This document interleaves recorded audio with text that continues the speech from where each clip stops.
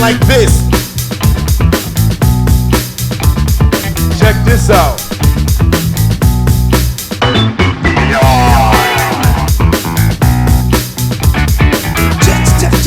Check it out. What's it all about?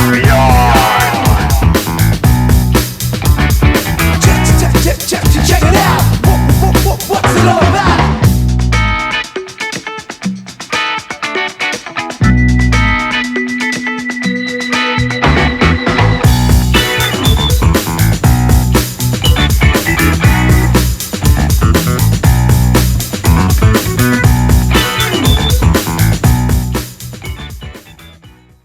Hey everyone, TahoeJBennett for Popcorn HQ. We're back once again with another episode of Beyond the Synopsis, where we take a deep dive into a new comic book issue, trade paperback, any kind of new release, and get a little more in depth than what you might find in a pre-order previews synopsis or something given out by publishers. And where better to get that from than the creator themselves? Today I'm joined by someone familiar to Pop Cult HQ. He's been on a few times in other interviews for okay, mostly it's me kind of fanboying a little bit, but yeah, so I'm joined today by the storyteller, the screenwriter, the poker player, the creator and writer of science fiction hits like Eclipse, Forever Forward, Metal Society, Port of Earth, Join the Future, Mindset. He also has another series coming up soon with Dark Horse Comics called Kill All Immortals. But now, what we're talking about today is his latest, that he's come back to Vault Comics with his latest project entitled Beyond Real, the 5-issue miniseries that asks the question, what if we're living in a simulation, but instead of a Matrix kind of like environment, it's actually a beautiful and artistic creation, and one far beyond our imagination and comprehension. We'll tap a little bit. I have some things to say on that. So after all that, I'm joined today by Zack Kaplan. Zack, Hi. How are you, buddy? I'm good. How are you? Good, Hi, man. Your intros are getting longer just because all the stuff you're cranking out, man. Sorry, that's a problem for you, not for me. Yeah. That's not a problem, man. I love it. Well, yeah, we've known each other, I think, since was it Eclipse? I feel like it was Eclipse. It was Eclipse. Yeah, my first series. So it's yeah, and I know we've done conventions where when you were first selling Eclipse and picking up variants from you and exclusives, and that rolled over into Port Earth, and and it's just on and ever on from there. Yeah, well, it's great to be back. Thanks for having me. Love your work, and I knew I would get into this. So one thing I want to kind of just spotlight real quick is that something that you sent out to press is that you mentioned that this series Beyond Real is you actually considered an ambitious undertaking, and that true it is an understatement, given that you're going to have 7 different interior artists in this book. Yeah. And across 5 just 5 issues. 5-issue miniseries. Yeah, it's just so a it's a lot miniseries. jammed in there. Yeah. How did you come to that decision, and how does that dynamic impact each of the 5 issues? Yeah, it kind of all stemmed, I guess it all kind of came together, but the story is looking at what if we're living in a simulation, but what if we're living in a more artistic simulation. And yeah, I always just had this idea of a character going through these different layers of the simulation, and I thought this was just a really great opportunity, since the subject matter is to explore art and what it means to be an artist, what it means to create, to have different artists draw different parts of this book, and not even issue by issue, but different worlds. So, I mean, we pitched this idea to Vault Comics, and one of the pretty much the perfect publisher you could ask for kind of a very risk-taking kind of project like this, and something that definitely steps out of the the center and take some chances. And it was, you know, a daunting undertask. Not only were we looking for 7 different artists, but artists that really bring a distinct and impressive style of their own to each world. It's a murderer's row of talent. Fabiana Mascolo, Jordi Belair is coloring with her, Tony Fajula, Vincenzo Riccardi, Jorge Corona, Liana Kangas, Dennis Menhir, Luana Vecchio, Hassan Osman Elha does our letters, and they're all helping to design this world, to pass on the characters, so you get to see the characters kind of going through the different styles of each artist, and how each artist interprets the different characters. And so it's very collaborative, very logistically challenging to kind of put this all together, but it's been a lot of fun, and it's something I think that we're all really proud of. And a huge shout out to Adrian Wassel and Dershing Helmer, who are the editors, because this book was definitely more of an undertaking to put together than just an ordinary single artist, single colorist on the book. So yeah, it was a lot of scope for sure. Yeah, it definitely can offer some challenges, but at the same time, like you said, you just have all these great people with giving their version, their view, and putting their artistic flair on your world, your environment, and your characters in this. And I want to talk with you about your character, your lead character, June.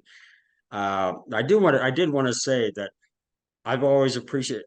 Join the Future was a book that made me really recognize how well you're able to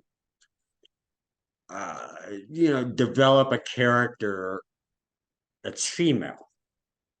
A lot of times, I let's just put it Yeah, that way. yeah.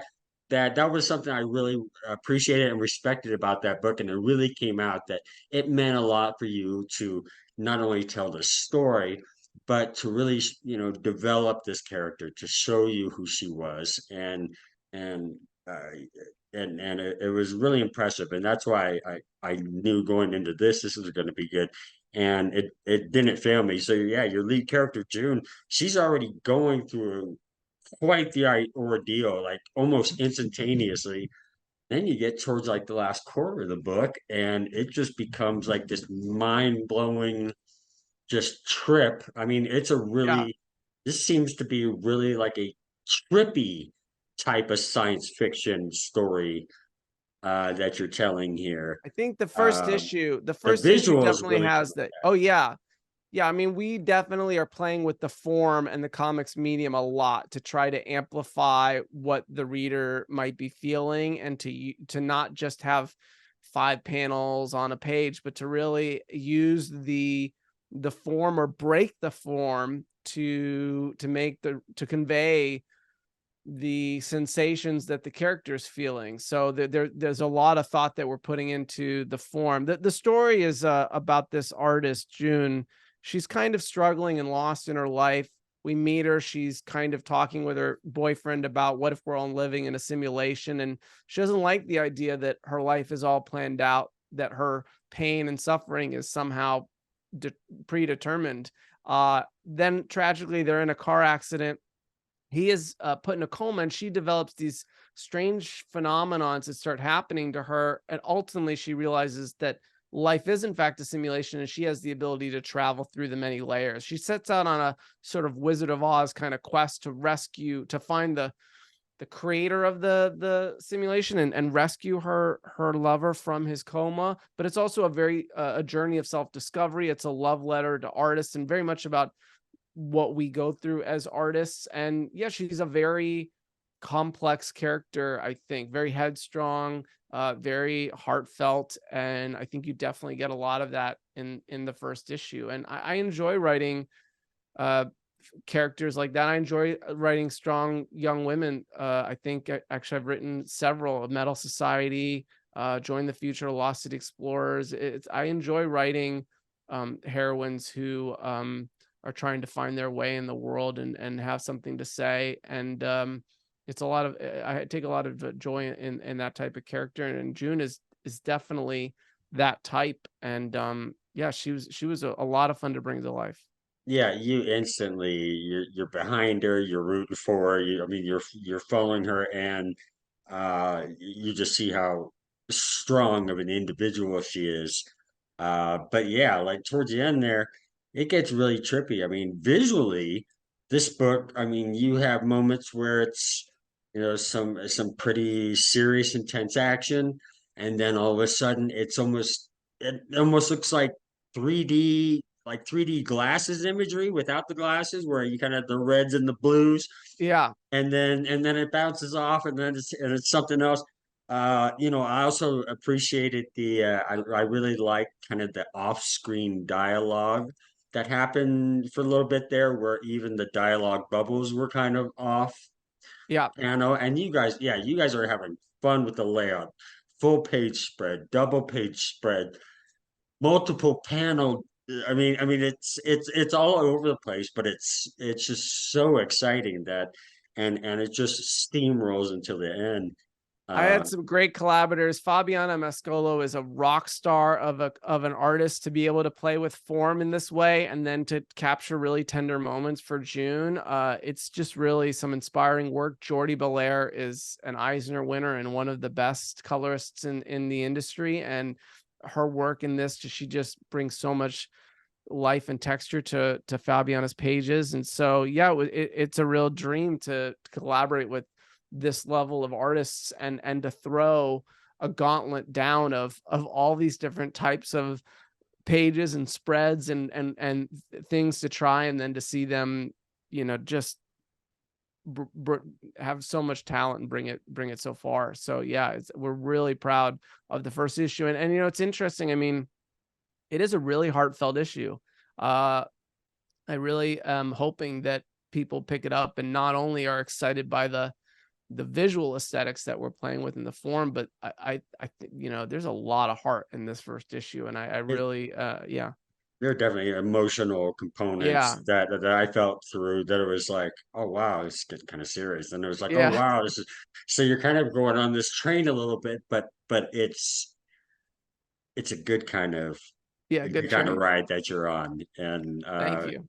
yeah, dude, I love it. And I'm always gonna be a fan of your work. So Thank you. so I may be a little biased, but what can we look for number two?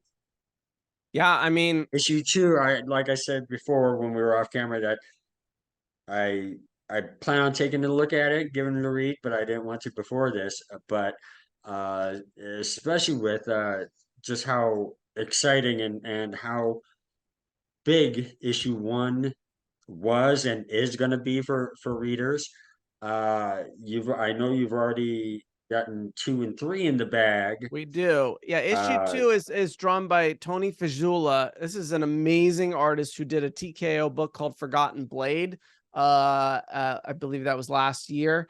Just just known for an immense amount of detail and a real geometric feel. It's really amazing to get a sense of both scope and intensity that he brings on his pages. And so he's the artist in the first world that June goes on this adventure, and just breathtaking artwork. She meets some allies, she meets some enemies, but I mean, the adventure is on, and it's very much too, I think what readers will find is there's an adventure component as she's going through this journey and facing challenges. There's also her own personal self-discovery, and then against each issue there's these kind of real existential questions about determinism and about the experience that an artist faces. Artists face questions like, should I follow the rules or should I break them? Should I how do I find my own style? Should I copy another style, or do I do something completely unique and avant-garde?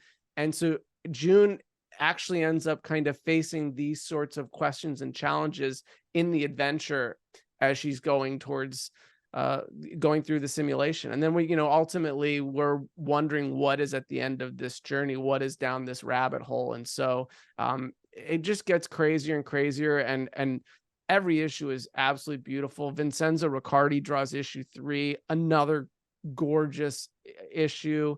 I mean, it's really, I really, I don't say this lightly. I genuinely feel like this will be one of the most beautiful books of the year. These artists are doing some really amazing things, and it is mind-blowing, and it's definitely the kind of book I think you want to pick up monthly, because each issue stands on its own with such amazing artwork. It's just gorgeous stuff. And definitely kudos to the Vault team for not only picking it up, but like you said, like Adrian Wassel over there. Your artist, because I know Tony was also sharing illustrations in this first issue with Fabiana, correct? Tony has a couple of pages in the first issue as well. Okay. Yes, on issue one. And then Tony does a bulk of issue two. I mean, Gotcha. yeah.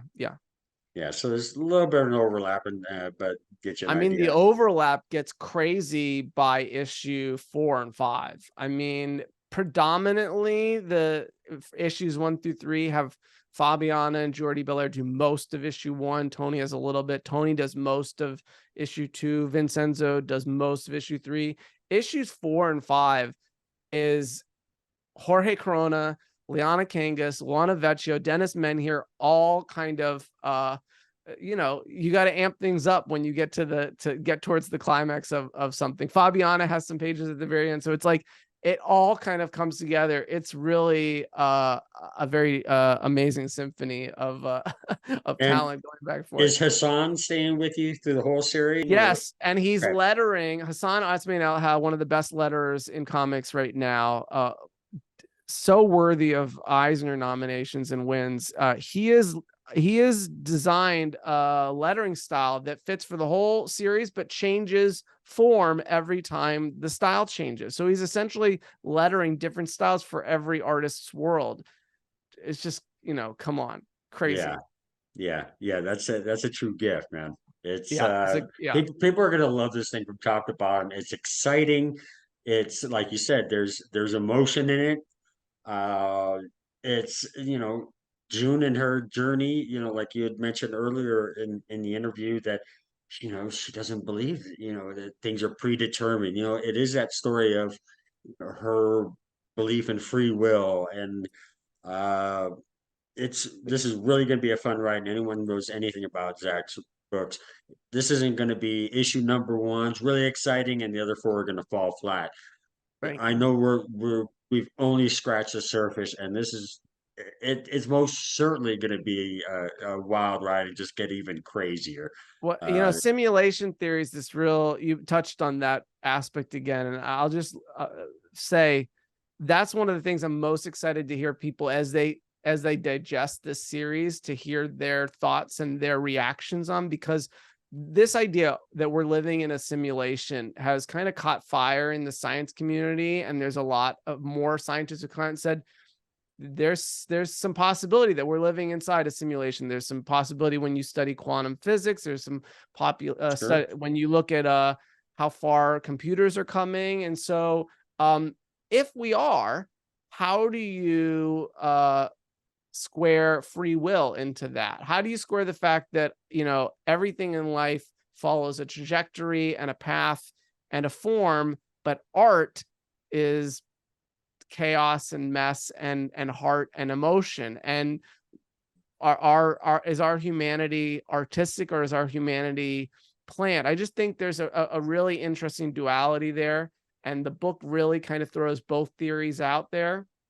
And I'm really excited to let readers digest it all. Hopefully it'll Right. make them think, and hopefully they'll come back and say, it's definitely this, or it's definitely that, or I need to talk about this book. So And yeah. you're no stranger to that. Of yes, you're working in a science fiction genre, but you even do look at and kind of touch or maybe even question what could be science fact.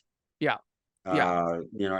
How do you personally, as a creator, a writer, and a fan, a lover of the genre, stay that connected into, because I mean you're gonna have to be staying current on a lot of science that's going on right now. Anytime things are going, I mean, we're hearing things, getting images back from billions of years, light Yeah. years away. And I mean, just how everything science keeps hitting in there. How do you keep your, your ear to the ground in that area and still take the I, time to be able to I manifest it into a comic book format? I don't find it hard to come up with new ideas, and I'm just a curious person, and I'm fascinated by a lot of science things and futurist things, and it's not hard for me to come up with fertile ground. I think spending the time to make these questions true and authentic when they're dramatized into a story, so that we can talk about simulation theory, but in an interesting way. We can talk about it as it relates to the premise of creating something, and life is all creation, and we are all creators. We all create things ourselves, and let's talk about that experience. And so I think trying to find the essence of these things. I think Mindset was similar. Mindset was all about mind control, but it was all about technology, and let's talk about how our technology controls us and how we control each other. Sure. Join the Future was all about how we idolize technology, but what are we sacrificing as we embrace futurism? And so And look what we're seeing parallels right now with AI and things like that, that there is that questioning about, when, how far is too far, and when are the Cylons coming? yeah, yeah. I mean, these are topical questions, and so I feel like there's plenty of them to explore, and I just like to find new ways into the conversation and kind of say, hey, what about this? What about looking at it with this skin and this through this lens? And yeah, I'm having a blast doing it, and I haven't run into a wall yet. So far so good. Awesome, man. Dude, you know what? I'm excited for this to actually be in print. Thank you. I'm gonna be picking up a set of the signature series. I've done that once before, I Awesome. think, with the Canto team for their books, from Collector's Paradise at comicsandcards.net.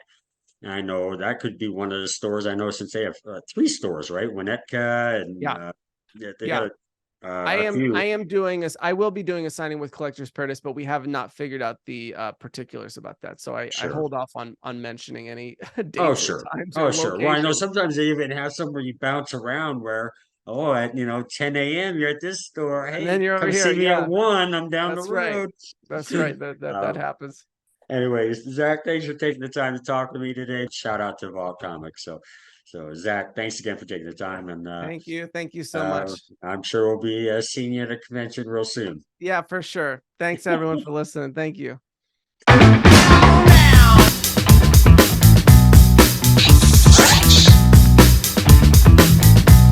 And it goes a little something like this. Check this out.